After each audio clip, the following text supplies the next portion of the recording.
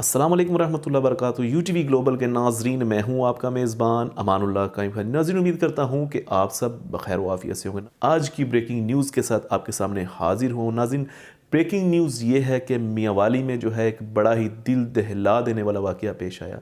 मियांवाली में एक शख्स, एक नौजवान लड़का जिसके यहाँ औलाद पैदा होती है और औलाद में जो है अल्लाह पाक उसे बेटी की रहमत से नवाजता है। लेकिन होता कुछ यूँ है कि जनाब उनके जो ज़हन में है, उस नौजवान के जो ज़हन में है, वो पता नहीं क्या चल रहा होता है। उसके 7 दिन बाद, बेटी के पैदा होने के 7 दिन बाद जो है वो अपनी बेटी को कत्ल कर देता है। जी हाँ, ये आप देख सकते हैं, साथ में जो है तस्वीरें चल रही हैं। ये वो नौजवान है और साथ में उसकी जो बेटी है जिसे उसने बड़ी बेदर्दी के साथ जो है वो मार दिया है, उसके साथ तस्वीरें चल रही हैं। इन्ना लिल्लाहि व इन्ना इलैहि राजिऊन।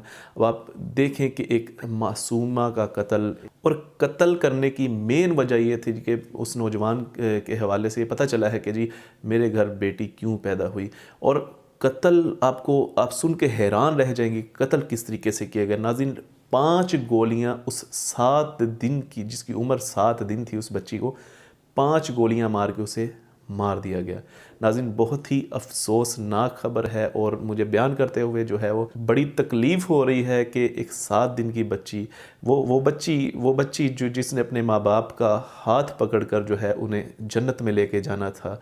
नाज़रीन, उस बच्ची को जो है उसके वालिद ने सिर्फ इसी बिना पे कत्ल कर दिया कि मेरे घर बेटी क्यों पैदा हुई।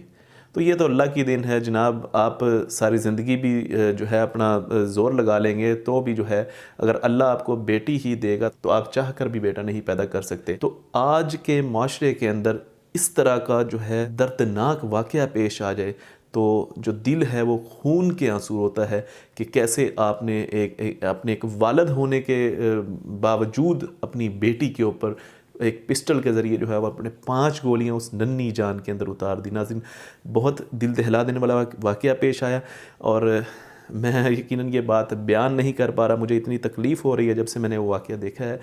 आप इस हवाले से क्या कहेंगे? कमेंट में जो है ज़रूर अपनी राय दीजिएगा।